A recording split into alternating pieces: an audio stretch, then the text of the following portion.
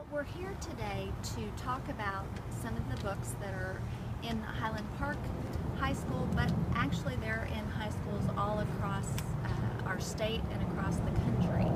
And there is a fundamental shift in education happening, and it's moving from academics to attitudes, values, and beliefs.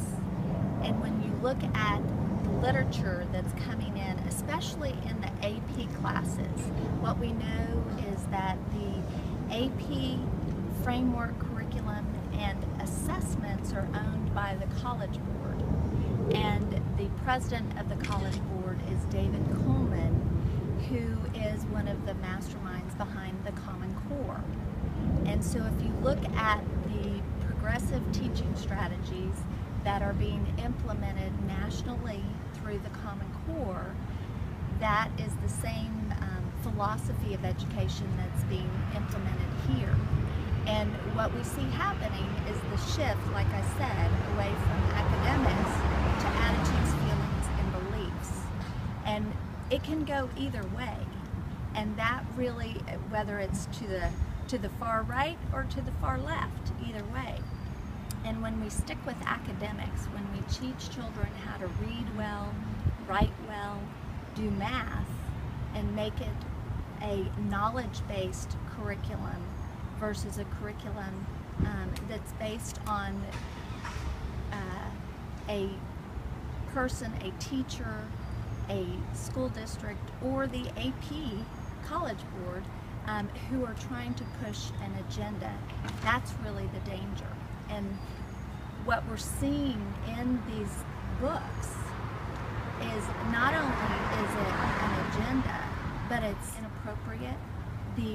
The language, what our children in high school are being exposed to, is they're not ready for it.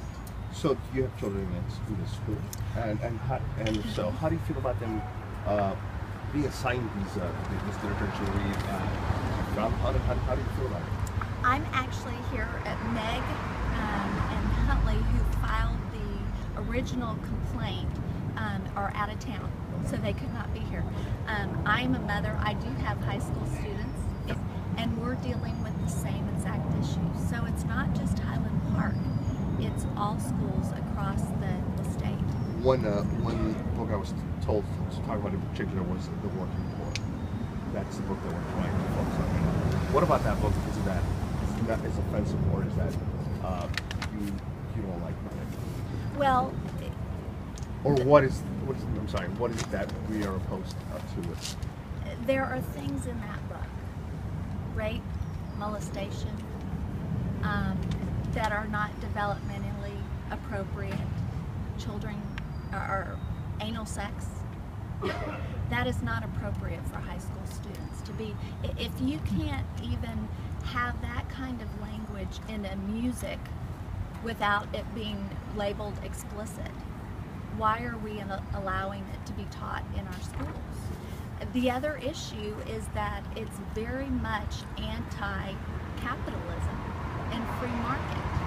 And so that's where the attitudes, values, and beliefs with an agenda of people who are anti-capitalist come into play with this book. And if you're not giving both sides, and if you're providing information that's developmentally inappropriate, and that, you know, parents have a right to say, as the original authority of it, the work that Women on the Wall that I work with, what we do is give that call to action to parents to go in and say, can I see what you're teaching my child? And what Meg and Huntley did is they went in and said, can I see? And now they're saying, I can see what's in this book. And as a parent and as a taxpayer, it will not work. And we have to look at alternative books and literature that give our children that academic background that actually does prepare them for college. I heard those other things, other sexual passages, and other things that are found upsetting or not that are not going well with parents. What are some of those things that you can mention? Some of those things that are I can actually. Here's an excerpt from the working poor. Take me in the bathroom or whatever, make me do weird things. That was the first and only time I experienced anal sex. I think it was in the 2nd grade. A article that was put in with that the teacher is the 5 faces of oppression. In that article it said, across the world, sexuality is a common example of cultural imperialism. The dominant group in society is heterosexual.